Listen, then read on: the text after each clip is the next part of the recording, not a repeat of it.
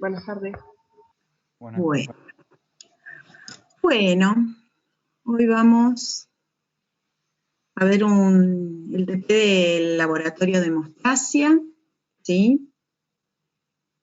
Vamos a mirar la guía de trabajos prácticos, así que les voy a compartir acá pantalla.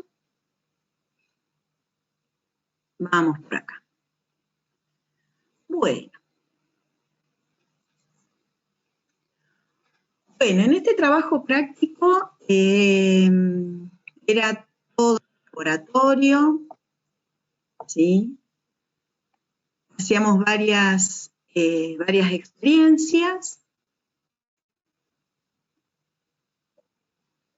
Y ahora tienen todos los videos, ¿sí? Porque los compañeros han logrado hacer todos los videos de esas pruebitas y que las tenían ahí, presentadas en el trabajo práctico y también las tenían en el aula virtual para verlas. La idea era que las pudieran ver antes de hacer el trabajo práctico. De alguna manera podían tener idea del procedimiento, ¿sí? Así que bueno, ¿han podido ver los videos de cada una de las pruebas? A ver cómo les... ¿Sí? Son cortitos, son pruebas así muy cortitas, muy sencillas de hacer. Creo que tienen por ahí bastante fundamento por debajo, ¿no? Entonces nos vamos a dedicar un poco a eso en este trabajo práctico, no solo a escribir el procedimiento. No voy a pasar los videos otra vez, eso lo miran ustedes las veces que quieran, pero más que nada vamos a tratar de conectar esa observación que hacemos de una experiencia con el fundamento fisiológico de cada una de esas pruebas que hacemos.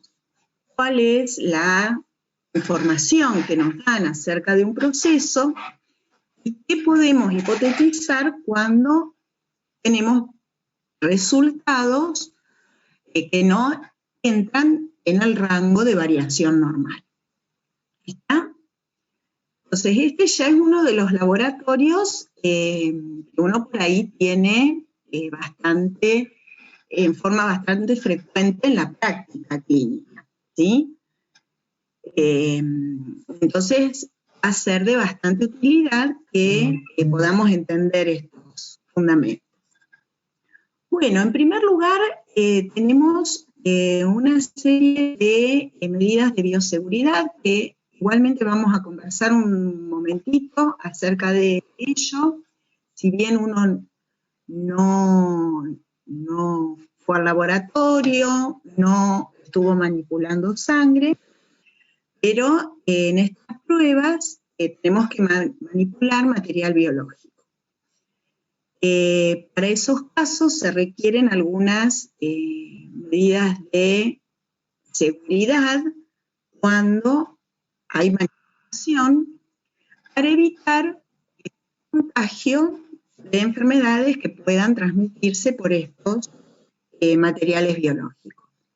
Bueno, evidentemente con todo lo que está sucediendo con el COVID, las medidas de protección actualmente exceden obviamente lo que está descrito en este párrafo, ¿sí? Pero bueno, es un buen momento como para hablar un poco de estas normas de bioseguridad. El hecho de que uno esté trabajando con material biológico obliga a que consideremos que esas muestras, que esos materiales pueden ser potencialmente infectivos. Entonces, mínimamente hay que tomar ciertos recaudos para evitar el contagio. No solo para evitar el contagio, sino para trabajar correctamente, para trabajar sin miedo, para poder atender al paciente de la forma correcta, y para hacer nuestro trabajo de la mejor manera posible. En el caso particular de los laboratorios que hacemos nosotros cuando estamos cursando en la facultad, básicamente requeríamos que ingresaran con guardapolvo y con guantes descartables. Y la otra condición es que en el lugar de laboratorio no se puede comer, no se puede tomar mate, no se puede tomar ninguna bebida, y obviamente, bueno, no se puede llevar nada a la boca. Estas medidas son las básicas. En los lugares en donde hay manipulación de muestras, debemos tener una vestimenta adecuada para evitar que si hay algún derramamiento, algún accidente de ese material biológico, no tengamos un contacto directo con la piel, o los ojos, o la boca, o la nariz, que serían los lugares por donde esos posibles patógenos pudieran ingresar. Igualmente, en el momento en que podamos acceder al laboratorio, esperemos que el año que viene podamos vernos allá, vamos también a reforzar un poco el tema de medidas de bioseguridad. Pero bueno, al menos saber que tenemos que comportarnos de cierta manera y tomar ciertos recaudos por el tipo de tareas que vamos a estar haciendo, ¿sí? Bien. Una de las pruebas, pasamos directamente a la prueba del torniquete o prueba del lazo. A ver, acá explica muy rápidamente el procedimiento. ¿Cómo se realiza la prueba? ¿Sí? Esto es lo que ustedes han visto claramente en el video. ¿Sí? De presión en el antebrazo, se insufla el manguito para llegar a una presión entre la sistólica y la diastólica, y ahí lo tenemos 5 minutos. Y luego se examina la zona distal. Bueno, la prueba es muy sencilla, y lo que hay que observar es si se han producido petequias. Entonces, lo primero que le preguntamos es qué son las petequias y por qué se producen, como una manera de ponernos de acuerdo en lo que tenemos que observar. Entonces, en este caso lo que estamos haciendo es una prueba de laboratorio en el paciente, ¿sí? En donde tenemos que hacer una observación. Esa observación que tenemos que hacer es identificar si hay o no hay petequias. Entonces, encontraron qué son las petequias, cómo las pueden describir, y a ver si alguien puede explicar por qué se producen. Cualquiera que quiera hablar, vaya activando el micrófono. Apago la cámara. Bueno. Las petequias son puntos redondos y chiquitos, color púrpura o marrón, y se da debido al sangrado debajo o sea, en el tejido subcutáneo, por los vasos del tejido subcutáneo. Y se puede dar por un traumatismo, o también se puede dar por un trastorno en la coagulación de sangre. Bueno, a ver, bien, bueno, vamos orientados. Tamaño de esas manchas, de esas puntos rojos, púrpuras, Es menor a 4 milímetros. Ahora 4 milímetros. Bueno, a ver. Porque lo distingue eso en el libro con la púrpura, o sea, con la enfermedad de púrpura. Sí, enfermedades, no nos metamos con enfermedades, porque la enfermedad púrpura, por ahí es la denominación de una entidad patológica. ¿Ah? Bueno, a ver, dale. Sí. Son microhemorragias que miden de 1 a 3 milímetros y se produce por la extravasación de los glóbulos rojos. ¿Se producen por? La extravasación de los glóbulos rojos hacia el intersticio. Bueno, ahí vamos, ¿sí? Por ahí tienen, por eso, son bien chiquitas, ¿sí? A veces uno las puede asemejar a la cabeza de un alfiler, ¿sí? Son de color rojo, son de color púrpura, y se producen, como bien dicen, por la extravasación de glóbulos rojos al intersticio, ¿sí? En el tejido subcutáneo, próximos a la superficie de la piel. ¿Ah? Entonces, conectando esto con lo que vieron la clase pasada con Silvia, ¿podrían ubicar o localizar el tipo de vaso sanguíneo en el cual se está produciendo esta ruptura para que salga? En un capilar continuo. Bueno, a nivel de un capilar o a nivel de un vaso pequeño, ¿sí? Porque el tamaño de esa extravasación, el tamaño de esa zona púrpura es pequeño. ¿Ah? Si se rompiera un vaso más grande, ¿sí? Una arteria pequeña, una vena pequeña, estaríamos teniendo una extravasación de mayor cantidad, ¿bien? De sangre. Por lo tanto, la manifestación va a tener un área mayor. ¿Está? Entonces, las petequias son pequeñas, están bien en el tejido subcutáneo y se deben a esta ruptura de vasos de pequeño calibre, ¿sí? Capilares y vasos de pequeño calibre. Estamos la extravasación de glóbulos rojos a través de estos vasos de pequeño calibre que se han roto. ¿Estamos hasta ahí?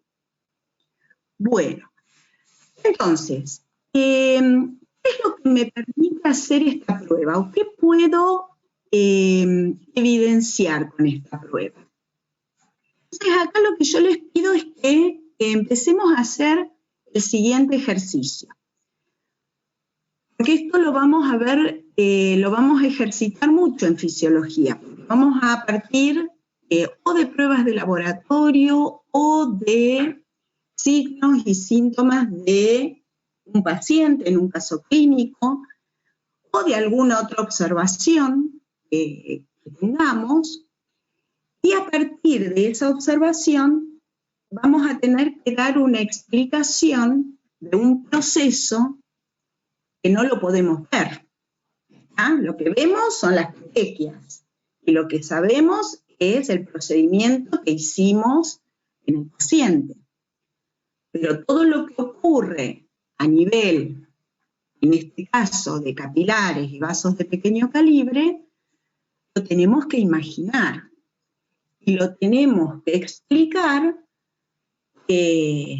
con terminología adecuada y de acuerdo a lo que la teoría dice o expresa como un conocimiento científico acerca de ese proceso. Entonces, vamos a tratar de, es decir, la prueba de laboratorio me va a servir para conectar de alguna manera la teoría, lo que dice la bibliografía, con lo que yo me imagino y con lo que puedo observar en el paciente. ¿Sí? Entonces, cuando acá les pregunta, ¿qué se evalúa por este método? Una cosa es cuál es la entidad que se va a evaluar o qué proceso se va a evaluar, y otra es el fundamento. ¿Sí? En el video, en todos los videos, los chicos ya les resolvieron todo, porque tienen la primera parte, es el fundamento de todas las pruebas. Así que ahí lo tienen muy claro. Pero me gustaría que lo volviéramos a conversar. Así, si a alguno le queda una duda entre cuál es el fundamento y cuál es la utilidad de la prueba, o qué es lo que se evalúa con la prueba, lo podamos distinguir ahora, ¿sí? Bueno, Analía dice ahí la fragilidad capilar. ¿Qué es lo que se evalúa por este método, fragilidad capilar, Analía? Bien. Una de las cosas que se evalúa es la fragilidad capilar. Bien. Bueno, ¿y qué otra cosa se puede estar evaluando? ¿La tendencia a la hemorragia? A ver. Bueno, por eso, vamos a tratar de empezar a elegir las palabras que usamos, ¿sí? Y esas palabras que usamos tienen que tener relación con la teoría, ¿sí? Con lo que sabemos de hemostasia primaria, plaquetas, bueno, todo lo que hace a este tema. Entonces, evaluamos fragilidad capilar y evaluamos también, como dice Grecia, función plaquetaria, ¿sí? Porque si el vaso se rompe, las plaquetas funcionan bien, y hay suficiente cantidad de plaquetas, la cantidad de petequias que van a aparecer van a estar dentro del rango normal. ¿Estamos? Entonces, estamos evaluando fragilidad capilar, que no esté aumentada, función plaquetaria, es decir, que las plaquetas estén funcionando bien, y también cantidad plaquetaria. ¿Sí? A veces función plaquetaria y cantidad puede parecer lo mismo, pero ahora vamos a ver en otros ejemplos que por ahí pueden estar disociados. ¿Está? Bien. Bueno. También puede ser permeabilidad vascular. Ojo, que permeabilidad se refiere a que cambia las uniones intercelulares entre esas células endoteliales y la composición de ese líquido intravascular cambia. Es decir, si antes ese vaso retenía las proteínas dentro del espacio intravascular, cuando cambia la permeabilidad, ahora las proteínas pueden salir. Eso no es fragilidad capilar. La fragilidad es que se rompa, la tendencia que tiene la pared de un vaso a romperse, ¿sí? Y esa tendencia a romperse tiene que ver con cuestiones estructurales y cuestiones adquiridas, a lo mejor con procesos crónicos que se pueden dar en un paciente y que afectan principalmente al endotelio. Bueno, entonces vieron que ya, a pesar de que el video es cortito, es muy simple, lo que se empieza a complicar un poco es la explicación que le damos a las pruebas. ¿Estamos? Entonces, ¿qué se evalúa por este método? Fragilidad capilar función plaquetaria. Con eso estamos bárbaros. Después pregunta, ¿es específico? ¿Qué entienden por esa pregunta? ¿Específico para qué? Si ya pueden ser 2, 3 cosas las que me generan el cambio, no es específico. Si no es específico, quiere decir que el resultado lo puedo asociar inequívocamente con una causa. Bien, entonces, como hay muchas cosas de las que depende esta fragilidad vascular, no es específico. ¿Está? Pero me da información. Que después yo tendré que seguir buscando información a través de otros parámetros para poder analizar el cuadro general. ¿Sí? Muy bien. ¿Cuáles son los valores normales? A ver si aparecieron en el video o los buscaron.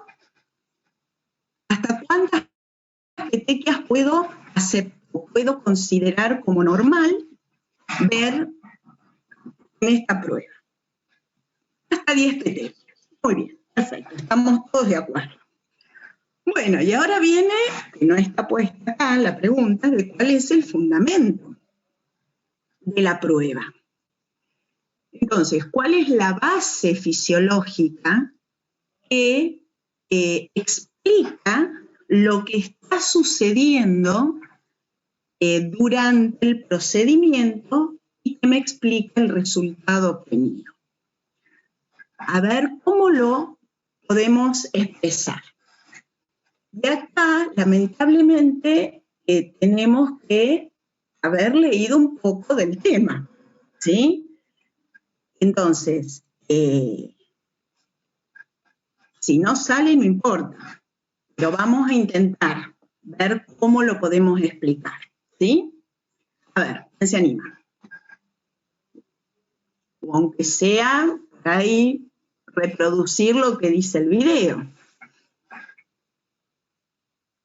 O a ver cómo se lo imaginaron ustedes. Pero una cosa es, a ver, lo que quiero diferenciar, y esto lo vamos a trabajar con más detalle después en la unidad que viene. Lo que queremos lograr es que lo que ustedes se imaginan que pasa, lo contrasten con lo que dicen los libros que pasa realmente. Porque eso es lo que está validado y eso es lo que está estudiado y lo que está probado científicamente. ¿Ah? Entonces ahí tenemos que hacer la conexión. Y en eso nos vamos a dedicar todo el año a hacer ese trabajito. ¿Sí? Así que bueno, a ver, ¿cómo funciona esto? ¿Cuál es el fundamento de esta prueba? A ver. Alguien que abra el micrófono y diga algo. ¿Por qué ponemos el manguito de presión? ¿Por qué elevamos la presión entre la sistólica y la diastólica? ¿Por qué lo dejamos 5 minutos? ¿Qué está pasando con todo ese procedimiento? A medida que ustedes lean el procedimiento, se tienen que ir imaginando lo que pasa en ese lugar que ustedes describieron, que era el lugar en donde estaba ocurriendo la extravasación. ¿Sí? A ver.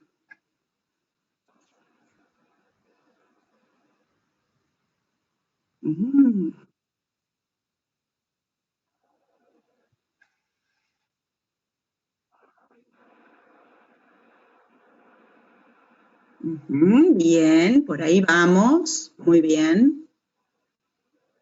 ¿Qué pasa si yo inflo el manguito a una presión por encima de la presión sistólica?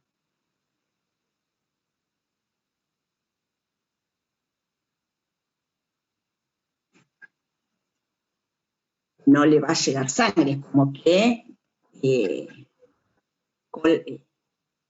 se genera una fuerza externa tan grande que corto la circulación, impide Bien, ahí está, se corta el flujo, ¿sí? Eso cuando inflo el manguito por encima de la sistólica, corto el flujo. Y si lo inflo a una presión por debajo de la diastólica, no estoy haciendo ningún cambio hemodinámico, ¿sí? Entonces la fijo en un valor entre la diastólica y la sistólica. Y las chicas que hacían el video pusieron un valor, porque ellas, bueno, ya habían medido cuánto les dio la sistólica y la diastólica, eso lo vamos a ver en los prácticos que vienen. Pero bueno, fijaron el manguito a una presión de 100 o 110, ¿sí? Y ahí lo dejaron 5 minutos. Entonces, como dijo Dillman, bueno, no, cortar el flujo no. Generamos una disminución importante del retorno venoso. Y entonces, ¿cómo seguimos el razonamiento? A ver. Si se genera esa disminución de retorno venoso, ¿qué pasa con esa sangre que está en el antebrazo? No sé si lo llegan a ver en el video, pero bueno, por eso es lindo hacer las pruebas en el laboratorio, ¿no? ¿Qué se imaginan que le pasará al brazo? A veces tenemos que cortar antes de los 5 minutos la prueba, porque ¿qué pasará ahí en el antebrazo?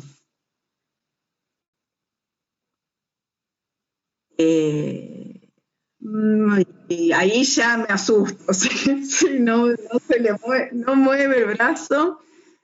Disminuye la perfusión tisular. Sí, eso bueno, microscópicamente, ¿no? Bueno, se obstruye el retorno venoso, disminuye también la perfusión, porque estamos comprimiendo en gran medida la llegada de sangre, estamos comprimiendo las arterias, ¿sí?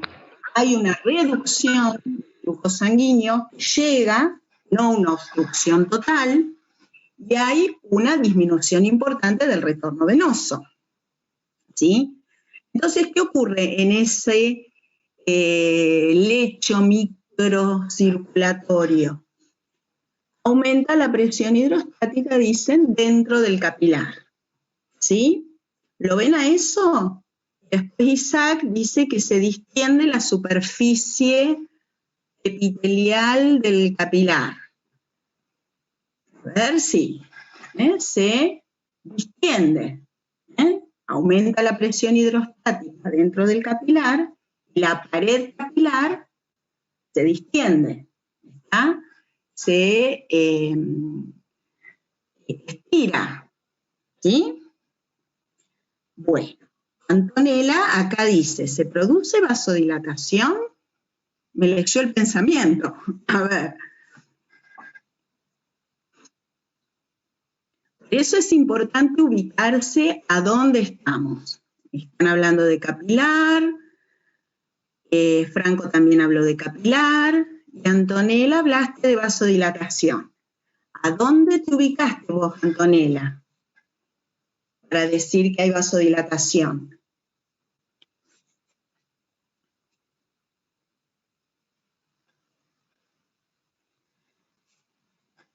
¿Mm?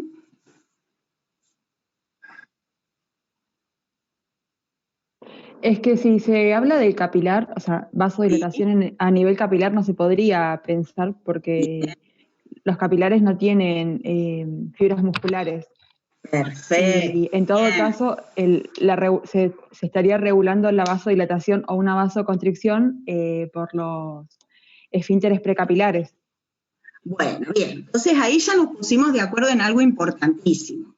Cuando estamos en el capilar, no podemos hablar de vasodilatación ni vasoconstricción, ¿está? Hablamos de distensión del capilar, ¿sí?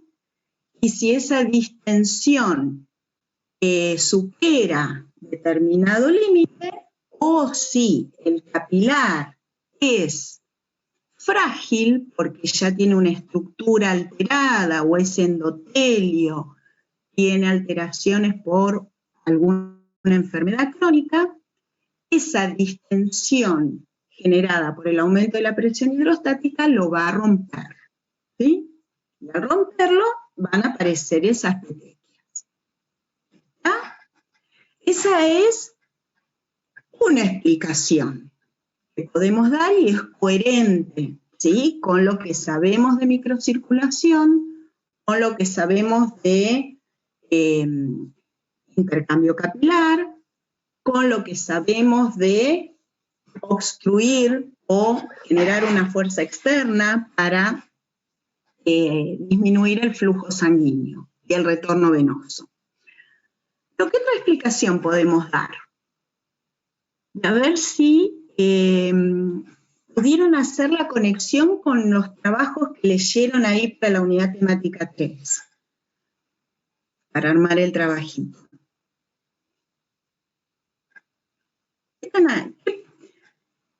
¿Qué está pasando también cuando uno genera una resistencia externa desde el exterior, obviamente, y puede llegar a obstruir el flujo sanguíneo? ¿Sí? Ese es un modelo de estudio también, cuando queremos ver cómo reacciona un tejido ante esa situación. ¿Cómo la llaman los textos a esa situación? Es decir, uno genera una presión externa durante un determinado tiempo, ¿sí? Pasa algo debido a esa presión externa, a ese manguito aplicado, y luego cuando lo libero, pasa algo. ¿Cómo se llama? ¿No es la hiperemia reactiva? Esa es la hiperemia reactiva. Esa es la hiperemia reactiva, ¿sí? Bien. En esa situación, porque también podemos pensar que pasa eso, a veces uno está haciendo la prueba, el antebrazo se empieza a poner medio morado, ¿sí? Medio violeta, lo que nos está diciendo que el retorno venoso no está, no hay disminución de ese retorno venoso, la sangre venosa se está quedando en el lecho vascular y no fluye, ¿sí? Y eso me generaría que yo pudiera llegar a ver petequias mientras está puesto el manguito. Pero a veces pasa que cuando soltamos el manguito, empezamos a ver petequias ahí inmediatamente después de haber soltado el manguito, ¿sí? ¿Y eso cómo lo explican? ¿Me siguen? También son petequias, pero ahí el mecanismo es otro. Cuando yo suelto esa presión externa, ¿qué le pasa ahora a otra estructura, no al capilar?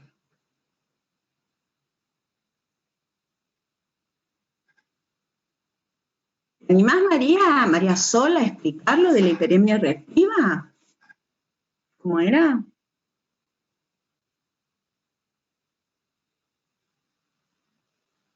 No.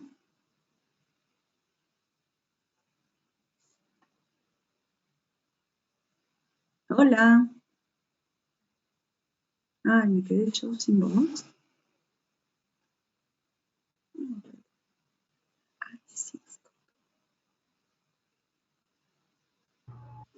Hola. Profe, sí, ¿Vuelvo? profe, se escucha bien. Ahí vuelvo. Estoy volviendo. La escuchamos bien igual. Ah, ¿sí? Bueno, Sí, bien, sí. porque acá se me fue la pantalla, ahí vuelvo. Bien, bueno, no, quedaron en silencio. ¿Me siguen? ¿O voy muy complicado? A ver, Franco, no se produciría. ¿Querés abrir el micrófono, Franco, y decirlo? En la hiperemia reactiva lo que pasaba era que cuando se liberaba, digamos, la presión externa que estaba obstruyendo el sistema, había un aumento muy repentino del flujo sanguíneo porque los metabolitos vasodilatadores que estaban trabados se liberaron, entonces como que al regularizarse el flujo, al mismo tiempo se dilata el vaso. Algo más o menos así, no me acuerdo muy bien. Bien, bueno, está encarado, bien. Entonces ahí Dillman dice el incremento transitorio de ese flujo sanguíneo que sigue a un breve periodo de isquemia. Perfecto. Entonces podemos suponer también que mientras yo tuve apretado el manguito esos 5 minutos, que no le estaba llegando sangre a todo ese lecho vascular, ¿qué pasó en las arteriolas debido a la acumulación de esos metabolitos vasodilatadores, como ser cuáles? ¿Qué cosas empezaron a acumular? El óxido nítrico. A ver, bueno, justo ahí. Potasio. Potasio, ese me gusta más. ¿Qué otro?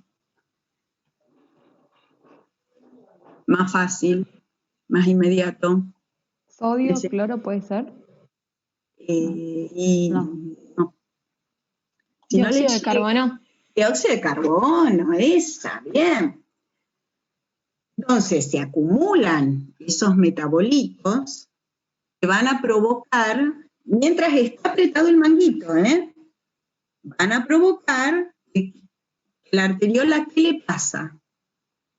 La arteriola por acción de esos metabolitos. Ahora en la arteriola, se habló de la arteriola porque se vasodilata, se relaja el músculo liso, ¿sí? Y con esa vasodilatación lograría llegar más flujo, pero no llega más flujo porque tengo el manguito apretado todavía, ¿sí? Pero la arteriola queda vasodilatada, esta queda con un diámetro mayor. En cuanto yo suelto el manguito, ¿qué pasa? El flujo sanguíneo aumenta repentinamente, pero porque tengo la arteriola vasodilatada, ¿sí? Y ese aumento repentino del flujo sanguíneo, ¿podría lesionar la pared de estos capilares? ¿Podría provocar esa ruptura de estos vasos más pequeños? Si el flujo sanguíneo ejerce una presión hidrostática mayor a la que el capilar puede soportar, supongo que sí. Exacto. Mayor de la que el capilar puede soportar. Vos mismo lo dijiste, no todos los capilares son iguales, en los distintos lechos los capilares van a tener distintas resistencias porque resisten distintas fuerzas hemodinámicas, características de cada tejido, y además los capilares en distintas personas también van a funcionar distinto, ¿sí? Entonces, fíjense que esta prueba yo podría ver las petequias, bien, mientras está apretado el manguito, y las voy a ver ahí distales, en ese círculo que habían dibujado las chicas con fibrón en el brazo del voluntario, o incluso las puedo llegar a ver cuando retiro el manguito, ¿sí? Entonces ahí también tengo que estar atento a ver que se pueden producir petequias por esa generación de un flujo sanguíneo muy aumentado una vez que uno retira el manguito. ¿Está bien? Bien. Cuando una persona... Bueno, ahí sí, porque hay un aumento de la presión, ¿sí? Hay un aumento de la presión craneana durante el vómito. Y eso puede provocar aparición, o bueno, el enrojecimiento y aparición de petequias. Sí, sí. Bien. Bueno, entonces, ¿vieron ¿Cómo costó sacar el fundamento? ¿Sí? Porque tenemos que pensar en el proceso, tenemos que pensar en el lugar, tenemos que pensar en las cosas que cambiaron, la situación hemodinámica que cambió, y cómo ese planteo que yo hago se correlaciona con la observación que estoy haciendo, ¿sí? Con el procedimiento. Bueno, lograr describir los fundamentos de las distintas pruebas de laboratorio es una de las cosas más difíciles de fisio. ¿Ah? Entonces, por eso, vamos a tratar de ir haciéndolo con las pruebitas más sencillas que tenemos, porque a medida que después se complican, los fundamentos se van haciendo más completos, pero es la idea y es lo lindo del fisio, porque nos permite correlacionar lo que uno ve con lo que nos dicen los libros, con la imagen que yo tengo de lo que está pasando ahí a nivel microcirculatorio, a nivel tisular o a nivel sistémico. ¿Ah? Bueno, ¿alguna pregunta con la prueba del lazo? Por eso se la llama también la prueba de torniquete, porque en realidad el manguito de presión puesto en una presión alta está funcionando como un torniquete, ¿sí? Bien. Profe, yo tengo una duda. Sí, dale. O sea, para clarificar, entonces, Sí. si a mí me aparece una petequia mientras está puesto el manguito, se Sí. debe a un aumento de la presión hidrostática en el lecho capilar. Y Claro. y Sí, cuando, sí. cuando aparece la petequia después de retirar el manguito, se debe a lo que explicaban los compañeros de los metabolitos vasodilatadores en la arteriola. Y en realidad se debe todo a lo mismo, se debe a que el capilar se rompe, ¿sí? Pues se está rompiendo el capilar, o los vasos de muy pequeño calibre. El Bien. tema es explicar por qué se rompe y explicar quién generó ese aumento de presión hidrostática. ¿De dónde vino? Si vino por un aumento de la presión del lado venoso, por ausencia de retorno venoso, y eso generó un aumento retrógrado de la presión hidrostática, o bien fue porque aumentó repentinamente el flujo sanguíneo debido a la vasodilatación de la arteriola por acumulación de metabolitos vasodilatadores. ¿Sí? Es decir, o ves que se acumuló desde el lado venoso, o ves que vino un chorro de flujo enorme que generó ese aumento de flujo sanguíneo, generó el aumento de presión hidrostática. ¿Está? Son dos momentos distintos, son dos explicaciones diferentes que explican el mismo fenómeno, ¿sí? La ruptura del capilar. ¿Está? Sí, profe, gracias. Bien. Bueno, muy bien. Vamos entonces al tiempo de sangría, a la otra prueba. Acá también tienen la descripción de lo que usaron. Y otra pregunta, ¿por qué, volviendo a ese, por qué no se hace más grande?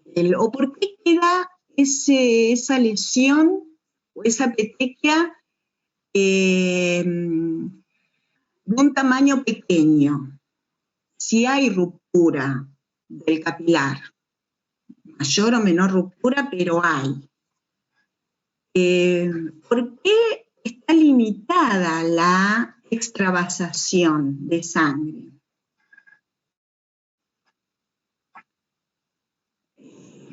A ver, vía extrínseca es coagulación. No nos metimos en coagulación todavía, ¿sí? Tiene que ver más por esto, por la acción de las plaquetas. Pues estamos en el... Fíjense que son pocos minutos, 4 o 5 minutos en los que se forma esta petequia y no se agranda, ¿sí? Quiere decir que hay algo que está asegurando que todo vuelva al estado inicial, ¿sí? Y tiene que ver con la acción de las plaquetas y la formación del tapón plaquetario. ¿Bien? Por eso decimos que la prueba del lazo no solo tiene que ver con las características de la pared del capilar, el endotelio y el subendotelio, sino tiene que ver con el funcionamiento de las plaquetas. ¿Mm? Porque si no serían, por ahí, no serían petequias, sino serían, por ahí, manchas más grandes. ¿Sí? Bueno. El tiempo de sangría usamos lancetas, vamos a provocar una lesión, ¿sí? De un tamaño determinado, eso es la lanceta, y la lesión se produce en el lóbulo de la oreja, ¿sí? De acuerdo a lo que vieron en el video. Entonces acá tienen otra vez la descripción de cómo fue la cosa, también muy sencilla la prueba, se desinfecta el lóbulo de la oreja, se pinta y se larga el cronómetro. Y a partir de los 30 segundos se empieza a secar la gotita que se forma. ¿Sí? Cada 30 segundos se va secando y cuando deja de mojar el papel, se corta el cronómetro y se toma el tiempo. Bien, entonces, otra vez lo mismo. ¿Qué se evalúa con este método? ¿Y cuáles son los valores normales? Específicamente, acá es ya un poco más específico lo que vamos a evaluar, ¿sí? Igualmente puede haber varias causas que lo generen, ¿sí? ¿Pero qué estaría evaluando este método? Lo que se estaría evaluando no es el tiempo que demora en formarse el tapón plaquetario. Perfecto, esa es la respuesta. El tiempo que demora en formarse el tapón plaquetario. Bien. Por eso lo hago, por eso está estandarizado. Bueno, ¿cuáles son los valores normales? ¿Qué encontraron? Creo que los chicos lo pusieron bien claramente también. Ay, no pongan coágulo, no estamos hablando de coagulación. De 1 a 4 minutos, 1 a 4 minutos. Perfecto. En el lóbulo de la oreja es 1 a 4 minutos. ¿Sí? Bien. Y lo que les decía, que no hablen de coagulación, porque no formamos todavía el coágulo. La coagulación la vamos a evidenciar minutos más tarde, y cuando el grado de lesión del vaso sea de mayor tamaño. Cuando son lesiones pequeñas, en el caso de la prueba del lazo o el tiempo de sangría, con la formación del tapón plaquetario, la hemorragia detiene, ¿sí? Entonces no habría formación de un coágulo de fibrina, ¿sí? Eso lo vamos a tener cuando se lesionan vasos más grandes. ¿Ah? Por eso se usa el lóbulo de la oreja, porque nos aseguramos que ahí vamos a estar rompiendo en capilares, vasos de pequeño calibre, cosa de evidenciar, cosa de evaluar qué etapa de la hemostasia, qué parte de la hemostasia, de acuerdo a cómo se clasifica tradicionalmente. La hemostasia primaria. Que es la que se inicia con la ruptura del vaso y que finaliza con la formación del trombo plaquetario. Es lo que dijeron perfectamente. Y eso demora entre 1 o 4 minutos. ¿Sí? Y ahí se termina. Y ahí se logra detener la extravasación de sangre. ¿Sí? Y esa hemostasia primaria tiene a su vez varios pasos para llegar a la formación de ese tapón plaquetario. ¿Cómo ocurre? ¿O qué pasa entre la lesión y la formación de ese tapón plaquetario? Nombrarlos, no más. Porque eso nos va a ayudar a describir el fundamento del método. Sería lo de la vasoconstricción, adhesión, agregación. Perfecto. Ah, bien. Esas tres fases, o esos tres procesos, están Profe, involucrados en esta hemostasia primaria. Sí. también se podría incluir a la activación como un paso más ¿Activación de qué? de las plaquetas. Bueno, sí. ¿Dónde la activarías? ¿En qué? A ver, agregá la activación plaquetaria y ubicala entre estos procesos que mencionamos recién. Lesión del vaso. Después Luego que, sería la adhesión, después la activación y luego la agregación. ¿y quién se adhiere? ¿Y a dónde? Al colágeno del subendotelio. Bien. ¿Quién se adhiere al colágeno del subendotelio? Las plaquetas mediante las glucoproteínas de su membrana. Bueno, y esa adhesión, ¿sí? Por eso, esa interacción con las proteínas del subendotelio, ¿qué es lo que van a provocar en la plaqueta? La liberación del contenido de gránulos alfa y densos, como ADP me parece que eran. ¿No? Bien. Profe, y para esa adhesión es importante también el factor von Willebrand, ¿no? Ajá. A Para ver, que ¿y dónde lo estabilice- ves? No, Bueno, o sea, para que entonces, estabilice, digamos, esa unión entre la glucoproteína y los filamentos, o sea, el colágeno. sí, esa es una de las funciones del von Willebrand. Bien. Bien, sí, en realidad por ahí podemos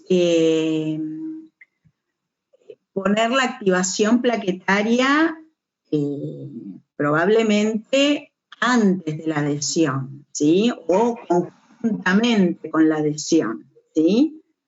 Porque requiere de esa interacción con estas proteínas de colágeno o con el von Willebrand que está en el subendotelio para que pueda activarse, cambiar de forma y generar la exocitosis de los gránulos, ¿sí?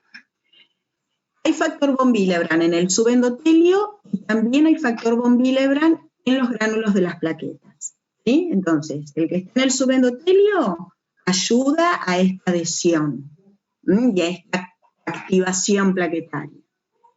Y cuando se activan y libera los gránulos que contienen las plaquetas, ese von Willebrand es el que participa después para estabilizar los puentes entre plaquetas.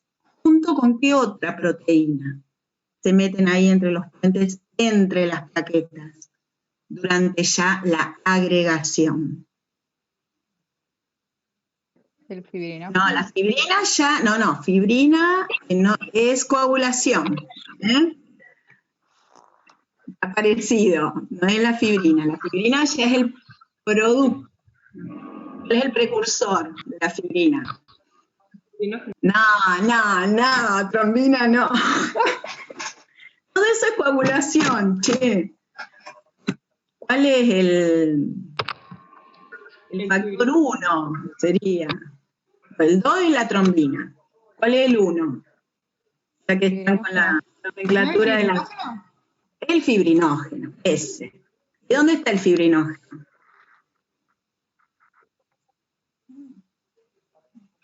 ¿De dónde sale el fibrinógeno? El von Willebrand sale de las plaquetas o en el subendotelio. El colágeno está en el subendotelio. ¿Y el fibrinógeno dónde está? En la sangre, en el plasma. ¿Sí? Bien. ¿Y de dónde viene? ¿Quién lo fabrica el fibrinógeno? ¿El endotelio? No, el hígado. Ahí está, es una de las proteínas plasmáticas más importantes en la hemostasia, ¿sí? Es la más abundante también, es la que, a partir de la cual se va a formar el coágulo de fibrina. Pero eso es hemostasia secundaria. Fíjense que en esta primera parte, en esta hemostasia primaria, donde se está formando el trombo plaquetario, se logra detener la extravasación, pero además ya les está quedando el fibrinógeno en la región en donde se produjo la lesión. Es decir, se está acumulando el fibrinógeno en el lugar de la lesión. De manera que cuando ahora vayamos, se pueda, en etapas sucesivas, si se siguen liberando factores de las plaquetas, se activen las vías extrínseca e intrínseca de la coagulación, ese fibrinógeno va a pasar a fibrina. Ahí, in situ, en esa malla de plaquetas. Y ahí se va a formar recién el coágulo, ¿sí? O el coágulo de fibrina. Está más o menos, pero fibrina, coágulo, lo denominamos al producto de la coagulación. ¿Ah? Bueno, muy bien, ¿sí? Entonces, con esto que dijimos, ya de la vasoconstricción, de la adhesión, activación plaquetaria y agregación, estaríamos explicando el fundamento de esta prueba. Por eso su valor normal es de 1 a 4 minutos, entre el momento en que genero la lesión y el momento en que se detiene el sangrado. En ese tiempo ocurrió todo eso que explicaron. ¿Está? Si todos los pasos ocurren de forma normal, ese tiempo de sangría va a dar entre 2 y 4 minutos. Ahora, a ver si viene si está la pregunta esa. Si obtengo un valor, no, ya pasa el tiempo de coagulación. Si obtengo un valor prolongado de ese tiempo de sangría, por ejemplo, 10 minutos, no pongamos 5 para no tener ahí a lo mejor algún error, no largó el cronómetro o pasó algo técnico. 10 minutos del tiempo de sangría. ¿Qué puedo decir? ¿Qué puedo sospechar? ¿O qué hipótesis puedo hacer de cuál es el problema? ¿O por qué da prolongado? ¿Puede ser que haya una disfunción plaquetaria? Bueno, bien, las plaquetas por algo no están funcionando bien, ¿sí? ¿De fibrinógeno, profe? ¿Cómo? ¿Un déficit de fibrinógeno? Pero vos lo verías en esta prueba, ¿afectaría el tiempo de hemorragia si tuvieras un déficit de fibrinógeno?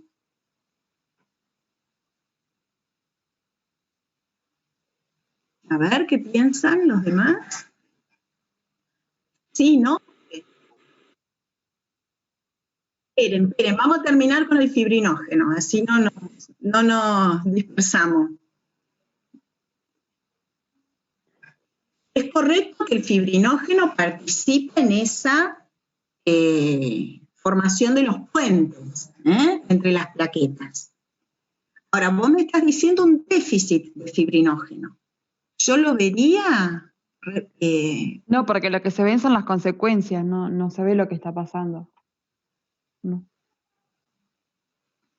A ver... ¿participa el fibrinógeno en algún paso de esta secuencia? ¿Relacionado a las plaquetas? ¿Cómo? Sí, las plaquetas dijimos que si da prolongado puede haber un mal funcionamiento de las plaquetas. Bien, eso estamos de acuerdo. Después otra compañera habló del fibrinógeno. Me interesa que discutamos a ver por qué sí o por qué no. Porque es lógica la pregunta de ella. ¿Sí?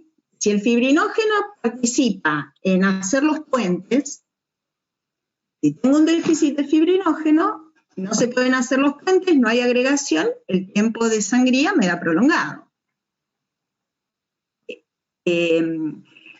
Es lógica, es coherente la explicación. ¿Están todos de acuerdo con eso? Si hay un déficit de fibrinógeno, yo vería una prolongación del tiempo de sangría, un tiempo de sangría de 10 minutos.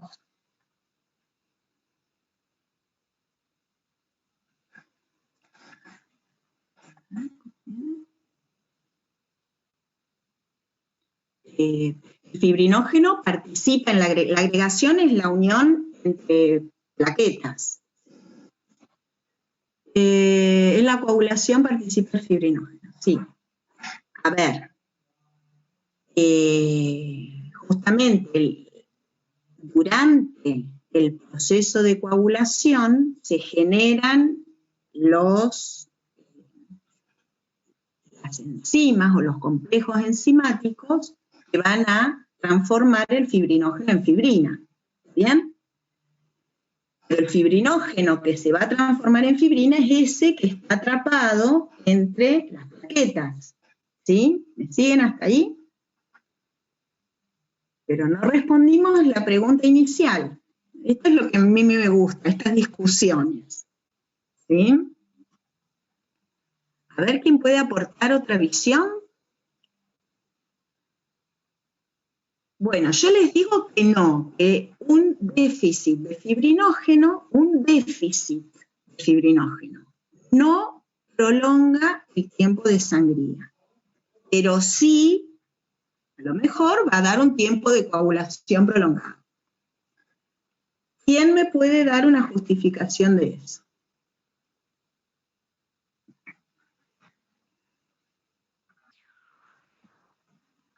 ¿Vamos ahí? ¿Hay ¿Cómo, alguien? profe, puede repetir?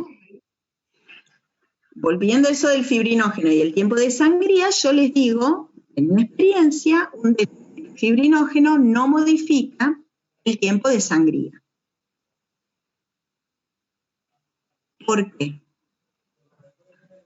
Es decir, puede que yo después confirme que ese paciente tiene la mitad del fibrinógeno normal, el tiempo de sangría le da normal, el tiempo de coagulación sí le da prolongado.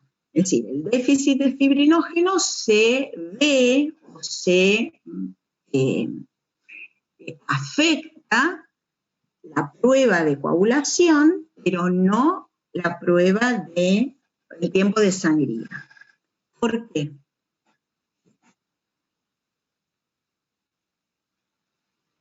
No es tan importante. Profe, puede estar, o sea, por ejemplo, si nosotros tenemos bajo el fibrinógeno, igual la sangría, o sea, sería corto el tiempo de sangría porque, o sea, ¿cómo sería? El espasmo vascular se daría igual también por la acción del tromboxano que libera la plaqueta. Sí. O sea, como que si nosotros tuviéramos poco fibrinógeno, igual se seguiría liberando tromboxano 2, entonces se sigue dando la Está bien, pero sí, pero el tiempo, ¿cuánto dura el espasmo?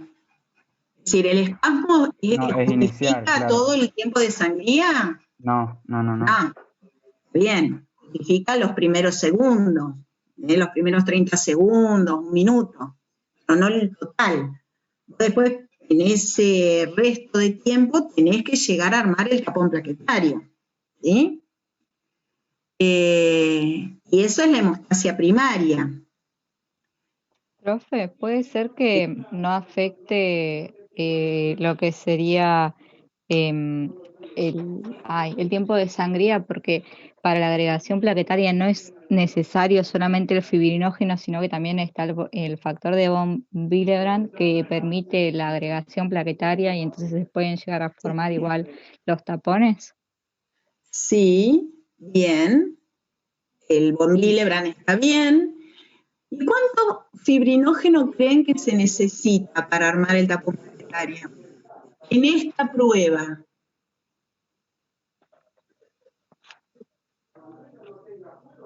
Mucho, poco. Poco. ¿Por qué? Poco. Entonces, poco supongo. Bien, vuelvan entonces al procedimiento. Están generando una lesión con una lanceta en el lóbulo de la oreja. Es decir, la lesión que generan es mínima, es muy pequeña. Entonces, la cantidad de fibrinógeno que necesitan para que se formen, es decir, el fibrinógeno en la hemostasia primaria participa ayudando a la agregación plaquetaria, formando esos puentes entre plaquetas y nada más. Pero es tan chiquita la lesión que necesito una mínima cantidad de fibrinógeno.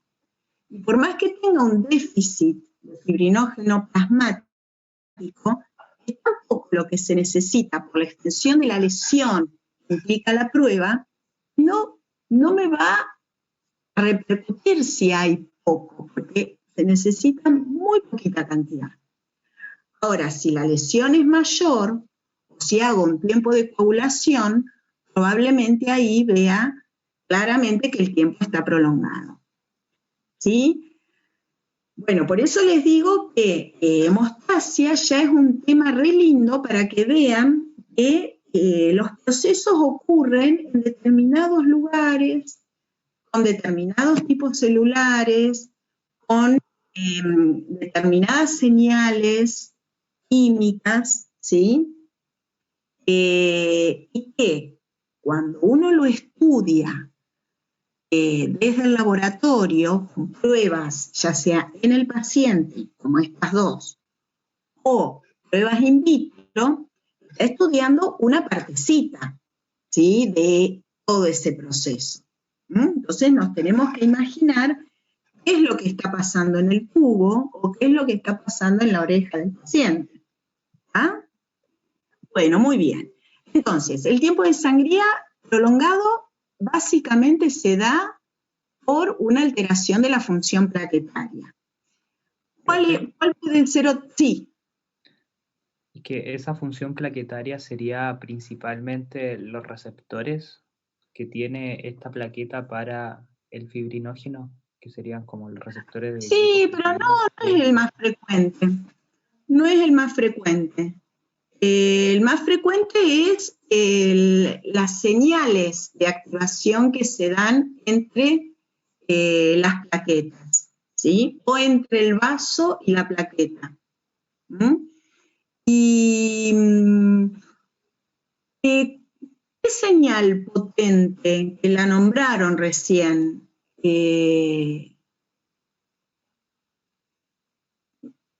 Dijeron que se produce, es decir, la produce también la misma plaqueta activada y genera agregación del resto de las plaquetas.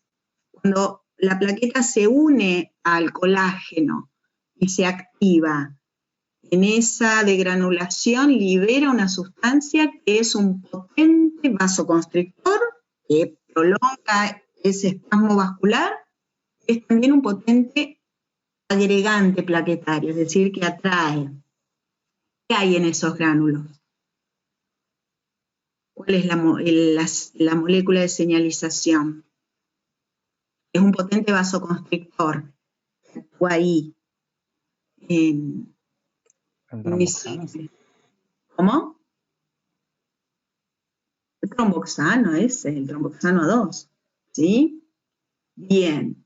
Ese es un potente agregante plaquetario, ¿sí? Y vasoconstrictor.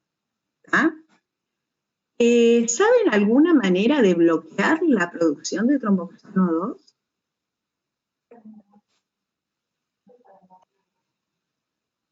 ¿Al alcance de todos? ¿La aspirina? Bien, la aspirina. Una persona que toma aspirina, tiempo de sangría prolongado. ¿Sí? Porque está bloqueando la síntesis de tromboxano A2, por lo tanto la plaqueta se adhiere, degranula, pero no libera tromboxano. porque tengo bloqueada la síntesis con el ácido acetilsalicílico. Y por lo tanto no se puede terminar de formar el tapón plaquetario. Y ese tiempo de sangría a lo mejor me da 7, 8 minutos. ¿Sí? Bien, entonces eso simboliza claramente la función plaquetaria. En fisiología raramente vamos a centrarnos en cuestiones genéticas, es decir, en alteraciones genéticas de receptores o de proteínas para explicar un fenómeno. Siempre van a ser alteraciones reversibles o alteraciones que vienen del medio externo. Y eso provocan la modificación o de las señales o de la comunicación intercelular, intracelular, y eso provoca una determinada respuesta. ¿Sí? Bien, esa es una, que las plaquetas no estén funcionando bien. Y la otra causa de un tiempo de sangría prolongado, ¿cuál puede ser?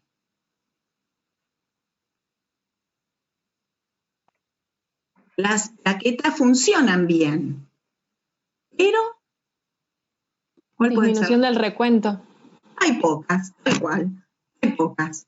Y eso como lo veo con un recuento de plaquetas. O sea, al hacer el recuento de plaquetas, se ve que da abajo. ¿Está bien? Bueno, vamos a meterle pata porque hicimos 2 preguntas nada más. Pero bueno, me parece que sirve de esta manera. Hay que ir desmenuzando las cosas.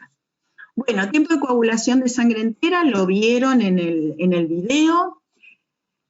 Ahora sí, evaluamos con este método. Es un método in vitro. ¿Y qué vamos a evaluar? La formación del coágulo. La formación del coágulo, o el proceso de coagulación. Ahora sí lo podemos decir claramente. Bien. ¿Coagulación es lo mismo que hemostasia secundaria? La primaria fue esta, ¿no? De formar el trombo plaquetario. Cuando yo hablo de coagulación, ¿hablo de hemostasia secundaria? Sí. A ver, yo digo que no.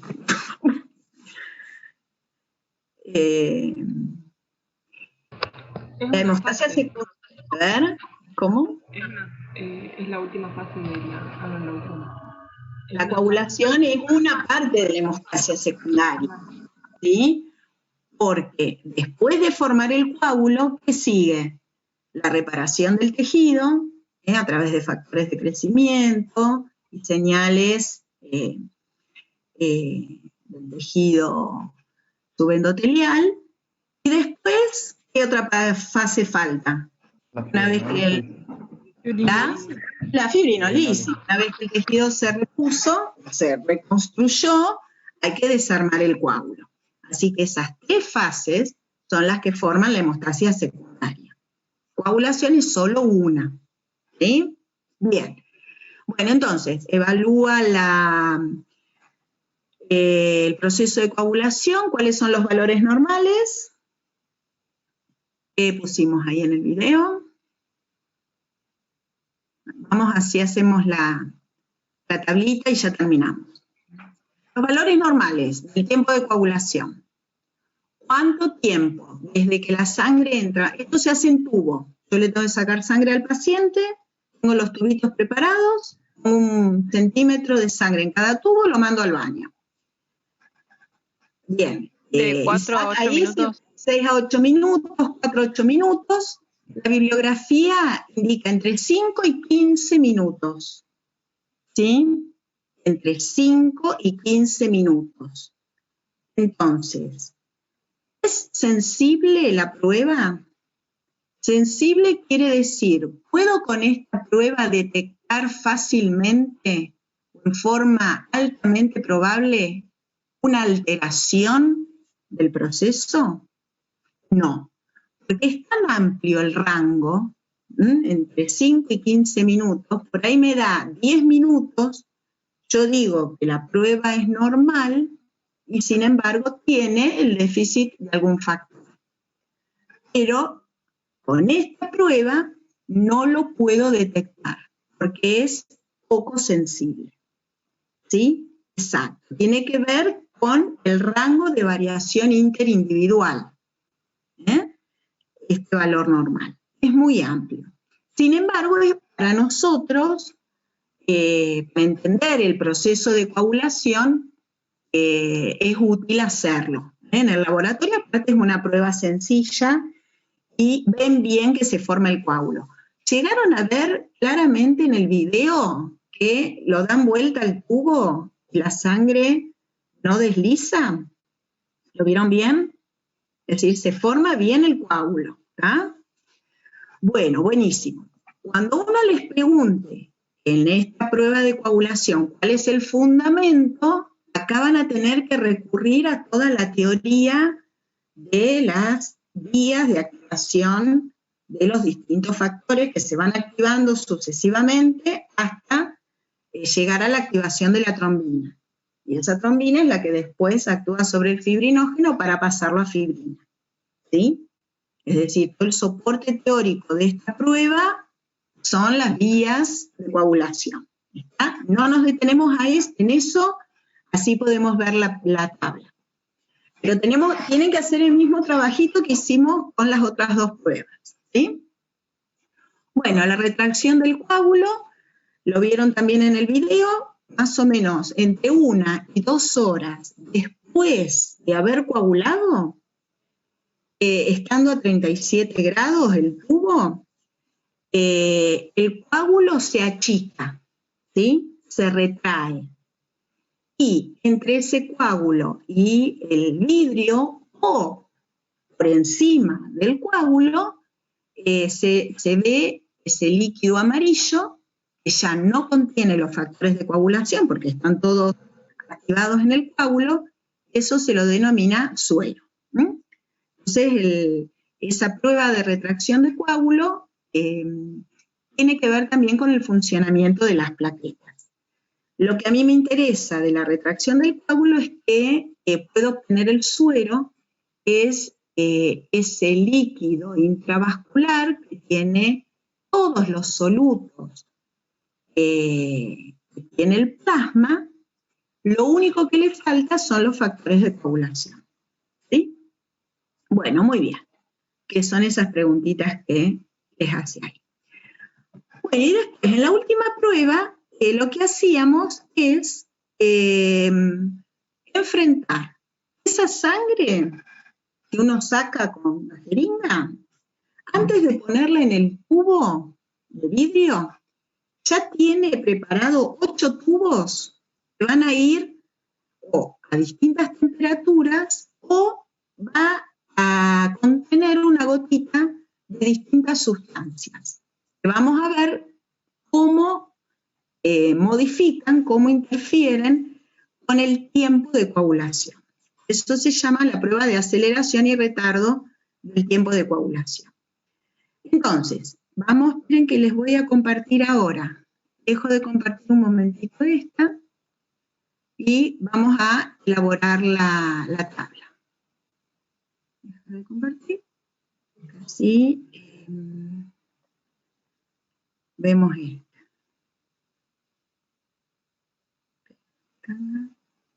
Ahí está. Bueno, compartir pantalla. ¿Ven ahí? No, profe. No, profe. ¿Ahí no se ve? Ahí sí. Ahora sí.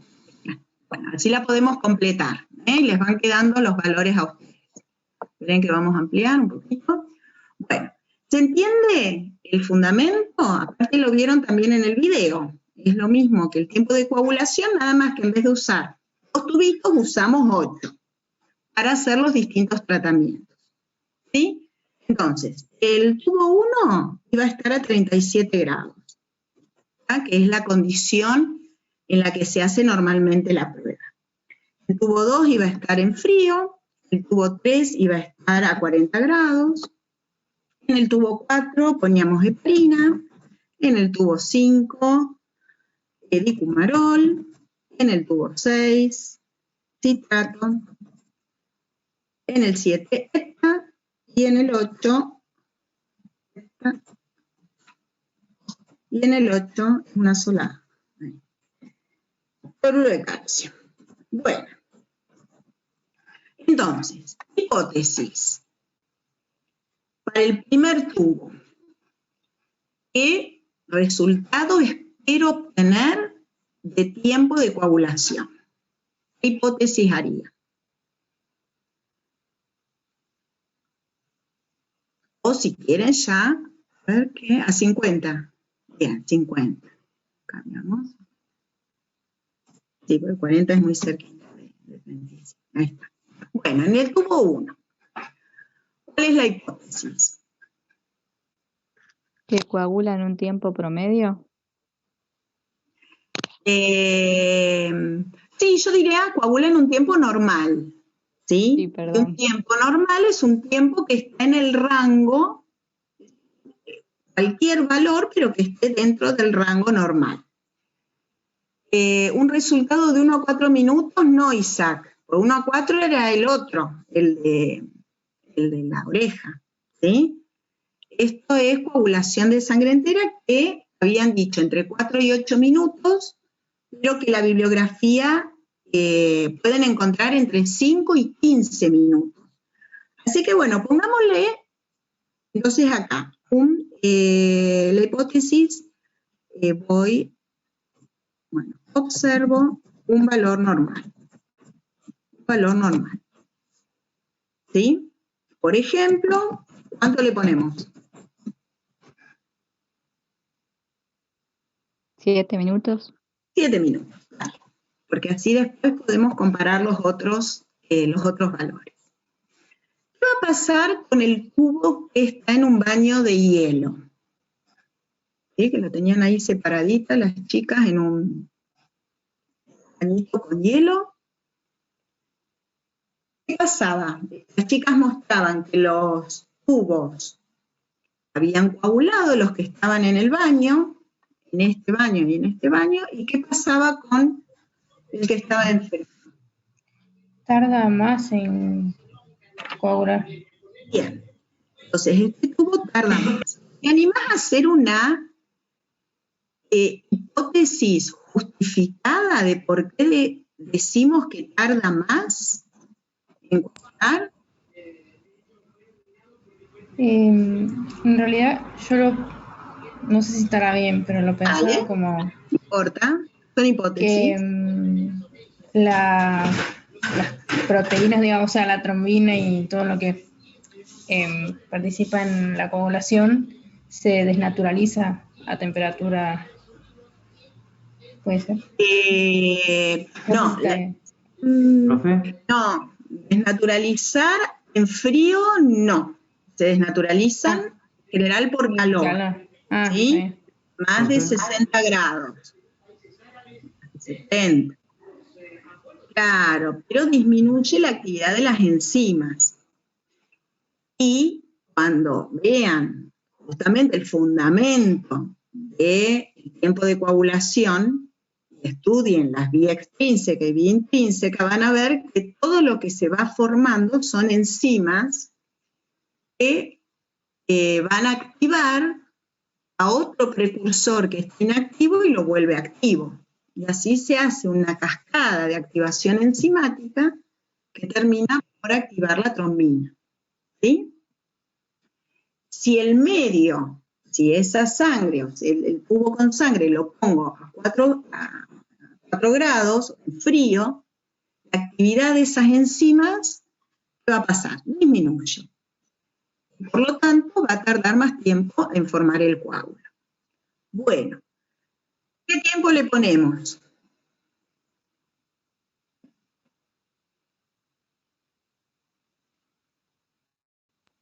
¿20 minutos? 20 minutos, bueno. Muy bien. Bien, a 50 grados, ¿qué va a pasar? Acá se calientan, pero a una temperatura en la que todavía no se desnaturalizan. ¿Sí? Entonces, siguiendo el mismo razonamiento que dijimos antes, ¿qué pondría? Coagula también a un valor normal, ¿o no? Bueno. Un poco más rápido en realidad. Bien. Coagula. Coagula a un valor normal, pero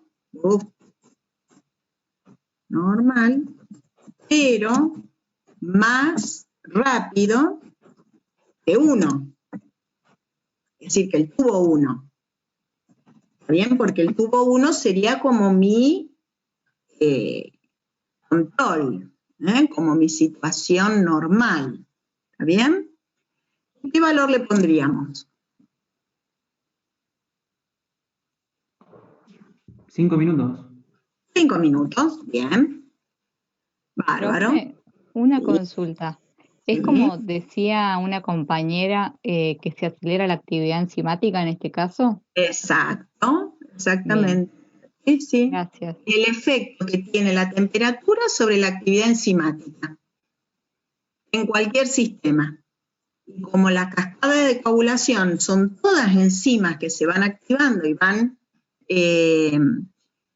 activando al factor siguiente, está terriblemente influenciado por la temperatura. Menor temperatura, menor actividad enzimática, tiempos más largos. Mayor temperatura, mayor actividad enzimática, coagulantes. ¿Sí? Bien. Entonces, cuando hagamos acá el mecanismo de acción, el fundamento, estos son fenómenos físicos. La temperatura es una señal física, un fenómeno físico. Entonces, el fundamento o el mecanismo de acción que van a poner acá es que se acelera o se retarda la actividad enzimática.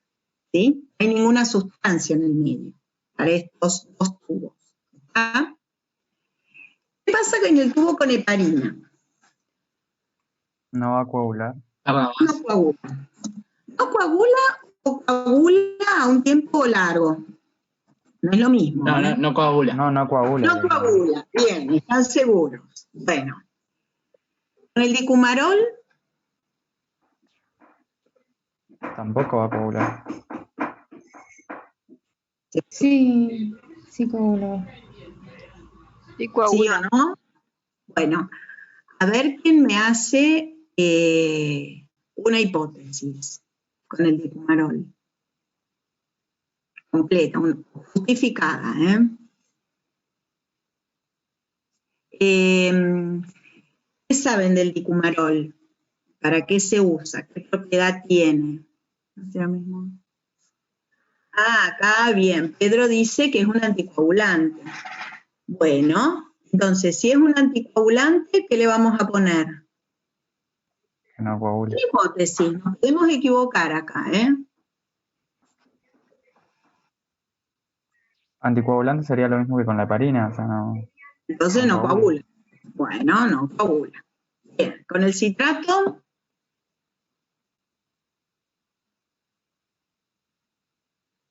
También es un anticoagulante, no coagula. El ETCA también es un anticoagulante, no coagula. ¿El cloruro de calcio es un anticoagulante? No, es un procoagulante. Procoagulante, entonces coagula. Acelera el tiempo. Y acelera. Ajá. Bien. Ponemos un tiempo. 3 minutos. 3 minutos. Vale. Bien. Bueno, nos queda analizar entonces estos 4 anticoagulantes, ¿sí? Si realmente los tubos no coagularon, y el mecanismo, ¿por qué? ¿Cómo actuaron para inhibir esa coagulación? Entonces, si ustedes después ven los resultados en el video, con heparina no coagula y no va a coagular nunca. El tubo que tiene dicumarol coaguló prácticamente a los 7 minutos, ¿sí? Como el control normal. El citrato y el ETCA no coagulan. Entonces, vamos a ver los mecanismos. ¿Cómo hace la heparina para inhibir la coagulación? ¿Qué saben de la heparina? ¿No inhibe la producción de trombina? O yo me acuerdo afectaba la trombina, pero no me acuerdo bien si era que la Bien, inhibía. bueno, ahí, por ahí está el lugar donde actúa. Pero específicamente el mecanismo es que acelera la actividad de la antitrombina 3. ¿Sí? Porque por cada factor o por cada componente con actividad procoagulante se genera también una señal, una molécula que inhibe a ese activador de la coagulación. De esa manera se obtiene, digamos, un balance entre las moléculas procoagulantes y las anticoagulantes. Y eso asegura que esa coagulación tenga un límite, tenga un freno. Entonces, uno de los frenos es la antitrombina 3, ¿está? Que va a inhibir la acción de la trombina.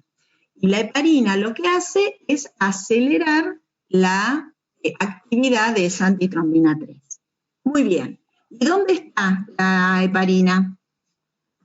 Sí, está en un tubito, en un frasquito, pero naturalmente, ¿dónde la encuentro?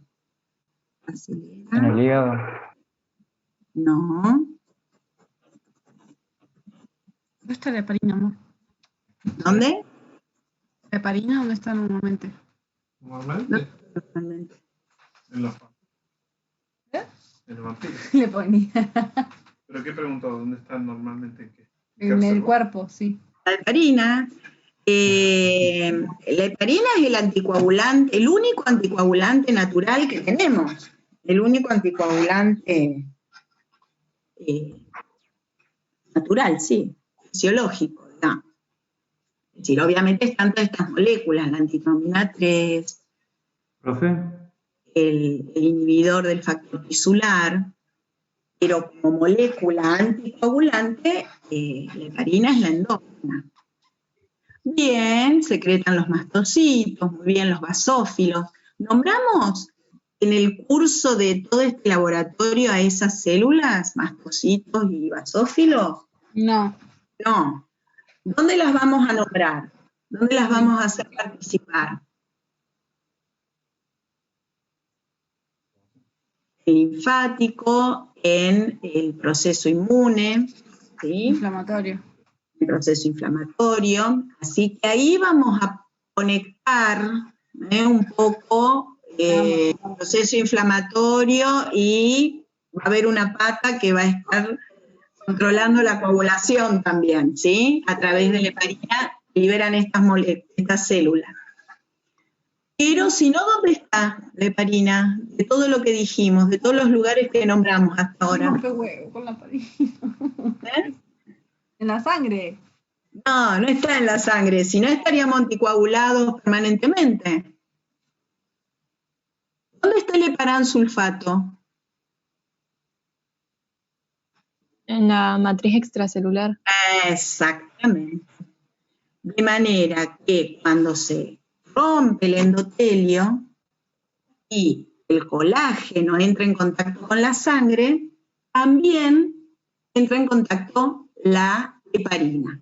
Entonces fíjense cómo ambas señales siempre están presentes. Está presente la señal del colágeno que va a activar a las plaquetas y va a activar eventualmente todo el proceso de coagulación a través de la vía intrínseca, pero a la vez le ofrece o le muestra también la heparina que va a generar el freno. ¿Sí? Bien. Bueno, ahí está en el subendotelio entonces. Bueno, con el tema del dicumarol, dijeron que era un anticoagulante. ¿De dónde está este dicumarol naturalmente?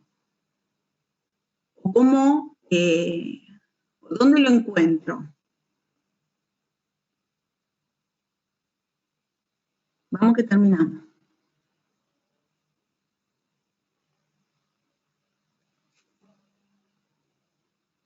Vamos. Profe, entonces la heparina, ¿dónde estaba? Ahí, en la matriz extracelular, en el subendotelio.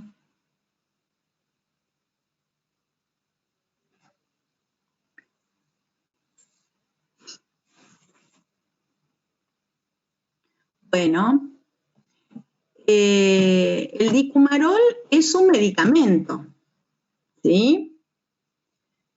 Después, bueno, si leen, por ahí se lo nombra como un anticoagulante, pero que sirve como tratamiento exógeno.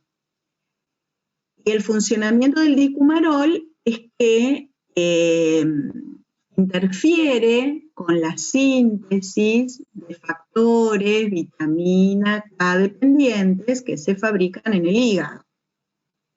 ¿Sí? Los factores 2, 7, 9, 10 son los vitamina K dependientes. ¿Sí? Entonces el dicumarol lo que hace es inhibir la síntesis de esos factores, los cuales disminuyen, y al disminuir esos factores, el tiempo de coagulación baja, o se hace más prolongado, perdón, no baja, se hace más prolongado, ¿está bien? Entonces, ¿por qué si yo puse dicumarol en el tubo y le puse el mililitro de sangre, coaguló igual? ¿Están ahí todavía? Sí, profe.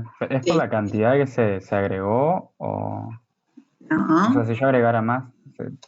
Porque la inhibición la hace en el hígado donde se sintetizan los factores de coagulación. Perfecto, bien ahí, estamos bien, perfecto. Es decir, no funciona in vitro el dicumarol. Necesita ser incorporado al organismo y el lugar de acción del dicumarol es el hígado. ¿Está bien? Interfiere con la síntesis hepática del factor. Yo en la sangre que le saqué al paciente tengo los niveles normales de factores, ¿sí? Porque el dicumarol no lo había tomado el paciente, lo puse en el tubo. ¿Está bien? Así que bueno, hay que estar atento a todos los detalles de la situación. Entonces el dicumarol actúa como anticoagulante in vivo. Eso es a nivel hepático. ¿Está bien? Bueno, y los otros dos, el citrato y el ETA, ¿qué hacen? Esto por ahí en química lo han visto, en bioquímica. ¿Qué hacen estas dos moléculas? ¿Puede hacer un ambiente ácido? Sí, pero en general los cambios de acidez no generan demasiada alteración de la coagulación. ¿Cómo es? Libera sodio. Sí, forman sales con el sodio. Bueno, pero ¿a quién se unen en forma muy fuerte? Al calcio. Bien, son complejantes del calcio. ¿Y el calcio qué hace acá? Compleja calcio. ¿Interviene en la activación del complejo 10? Bien, interviene en la activación de todos esos complejos enzimáticos, los tenasa, protrombinasa, en todas las fases prácticamente de activación de factores se necesita el calcio. ¿Sí? Complejan, quelan el calcio, es lo mismo, muy bien. Entonces, secuestran el calcio, es otra forma de decirlo. Secuestran el calcio, desaparece el calcio de ese medio intravascular o extracelular, ahí en el contexto del trombo plaquetario, donde se está produciendo la activación de la cascada de la coagulación, y los factores entonces dejan de activarse por la falta de calcio. ¿Sí? Bueno, muy bien. Claro, es ya cuando se forman los complejos. Bien, las dos primeras etapas sí son independientes, pero en forma relativa, intervienen en todas las etapas. Bien, entonces al no tener calcio, esa sangre no va a coagular. Sí. ¿Le puedo hacer una consulta? En el dicumarol dijo que solamente funciona en vivo, sí, en vivo. Entonces, ¿por qué coaguló al final? Porque no tengo ningún anticoagulante en realidad en ese tubo. Es decir, no lo clasifica como un anticoagulante, pero para que funcione como tal, el paciente lo tiene que tomar, se tiene que absorber a nivel intestinal, ir a hígado, inhibir la síntesis de factores, y recién después le tengo que sacar sangre al paciente. Está bien. Ahí voy a ver que no tiene menos cantidad del factor 2, del 7, del 9 y del 10. ¿Ah? Sí. Pero si pongo el dicumarol en el tubo, no pasa nada. No veo esa acción. Mientras que el citrato y el ETA, puedo decir que son anticoagulantes in vitro. Estos dos, citratos y ETA, no los toma el paciente para anticoagularse, sino que los usamos en el laboratorio para evitar que las muestras de sangre se coagulen. Cuando tengo que hacer un hemograma, donde necesito contar los glóbulos rojos, blancos, plaquetas, no se me puede coagular. O sea, al tubo le pongo ETA. ¿Sí? Y esa muestra no se va a coagular nunca. Al tubo donde tengo que hacer una prueba de coagulación más específica, le pongo citrato. Centrifugo, separo el plasma, y cuando le vuelvo a agregar calcio en una dada cantidad, el fenómeno se vuelve a activar.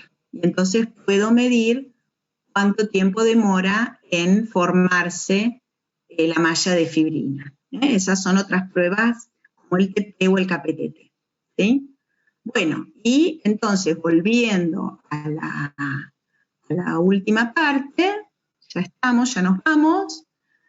Qué largo que se hizo. Yo digo, hoy vamos a ir como un bólido. Bueno, es la aplicación que es el coagulograma. ¿Sí? Parámetros bioquímicos relacionados con la hemostasia. Este es el informe de un estudio complementario que se pide, el médico pide al laboratorio, que es el coagulograma completo. Incluye tiempo de coagulación, tiempo de sangría, tiempo de protrombina, KPTT y recuento de plaquetas. ¿Sí? Entonces, parámetros bioquímicos relacionados con la hemostasia. ¿Cuál reconocen como parámetro bioquímico? Una cosa es el parámetro bioquímico y otra pruebas, ¿sí? ¿El recuento de plaquetas? El recuento de plaquetas, bien. Ese está relacionado directamente con hemostasia. Entonces ya vamos viendo que en la sangre tenemos plaquetas, glóbulos rojos y glóbulos blancos, ¿sí? Las plaquetas están relacionadas directamente con la hemostasia. Bien, y después las otras son pruebas, ¿sí? Pruebas que yo hago, algunas en tubo, pero hay otras que las hago en el paciente. Y entonces las podría considerar como parámetros también, ¿sí? Son características del paciente que estoy estudiando. Así que el tiempo de sangría también lo puedo considerar, ¿sí? Y tengo pruebas de coagulación. ¿Y qué más informa este coagulograma completo?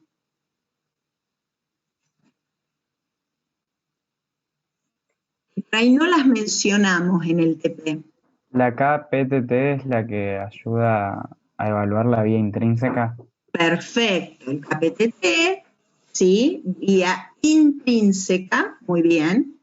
Y el otro es el tiempo de protrombina, ¿cuál evaluará? La extrínseca. Así que son otras dos pruebas que se hacen con otros reactivos, como les dije, con una muestra citratada y que después se le agrega calcio y se obtienen estos tiempos. El reactivo tiene una constitución tal que en un caso permite evaluar la vía extrínseca y en el caso de la PTT, la vía intrínseca. Así que estas dos, ¿consideran ustedes que serán más sensibles que el tiempo de coagulación? ¿O el tiempo de coagulación es mejor que el TP y el KPTT? No, son más sensibles. Claro, más sensibles. Claro, fíjense los tiempos que miden, 13 segundos, 100%. El valor de referencia está en este porcentaje. Y miren el rango del KPTT, entre 30 y 40 segundos. Entonces es mucho más probable que si hay una alteración en alguno de los factores de la vía intrínseca, esta prueba me dé prolongada y la pueda detectar. Y a lo mejor ese paciente con esa alteración, si le hago nada más un tiempo de coagulación, no lo veo. ¿Sí? Bien. Dice, si hay otros métodos para evaluar, existen otros métodos, y por qué no están en este coagulograma completo. Esa vía intrínseca, a su vez, depende de factores, de algunos factores de coagulación, de uno, varios.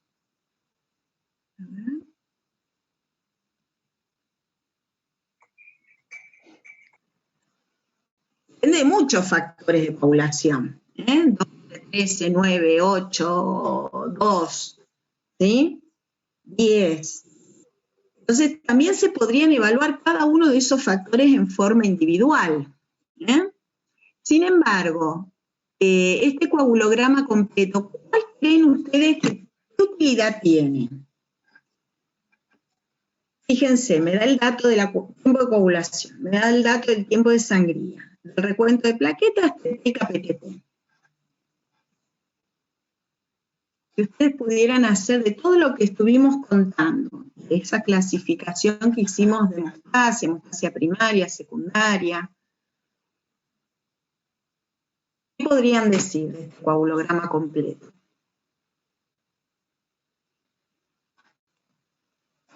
Y nos da una evaluación general de la hemostasia tanto primaria como secundaria, ¿no? Bien, ahí va. Da una evaluación global, preliminar, ¿sí? Completa de la hemostasia primaria y secundaria. ¿Bien? Si yo detecto un recuento de plaquetas bajo o un tiempo de sangría prolongado, puedo estar sospechando alteraciones en la hemostasia primaria. Ahí sí puedo pedir más pruebas. Haré una prueba del torniquete, haré una prueba de activación de plaquetas, haré otras, pruebas de adhesión plaquetaria, a ver dónde está el problema. Le pregunto a ver si tomó aspirina en los últimos días. ¿Ah? Y el TT y el KPTT me están evaluando la coagulación. Y si el paciente no presenta hematomas, no presenta sangrados espontáneos, y estos tiempos de coagulación dan normales, yo puedo inferir que la vía de coagulación, esa parte de la hemostasia primaria, está funcionando en forma adecuada. Ahora bien, si alguno de estos tiempos me da prolongado, puedo empezar a pedir específicamente cada uno de los factores que intervienen en estas vías, ¿sí? Para ver dónde se encuentra el problema. ¿Bien? Pero no es necesario hacerlo con tanto detalle cuando uno necesita evaluar en forma global y general el proceso, la hemostasia. ¿Cuándo se pide un coagulograma completo? ¿Cuándo será que el médico necesita saber cómo está la hemostasia? Cómo el organismo, responde ante una lesión en un vaso. Si vemos tiempos prolongados en los distintos parámetros. ¿En una cirugía? Va a dar tiempos prolongados en alguno de los parámetros. Bien. ¿Y cuando el médico quiere asegurarse que esto esté bien? ¿Cuándo les pidieron a ustedes un coagulograma? ¿Hicieron alguna vez algún coagulograma? Para el prep quirúrgico. ¿No se puede hacer en una cirugía? En una cirugía, en un prequirúrgico, en una extracción dentaria a veces, que necesita, que el médico sabe que va a romper vasos, va a romper tejido, necesita saber si los mecanismos hemostáticos funcionan correctamente. ¿Sí? Bueno, muy bien. Vamos acá. Bien, bueno, listo. Antes de un par de la cirugía. Bien. Bueno, creo que estamos, ¿sí? Bueno, muy bien, chicos. ¿Alguna pregunta más? ¿O nos vamos?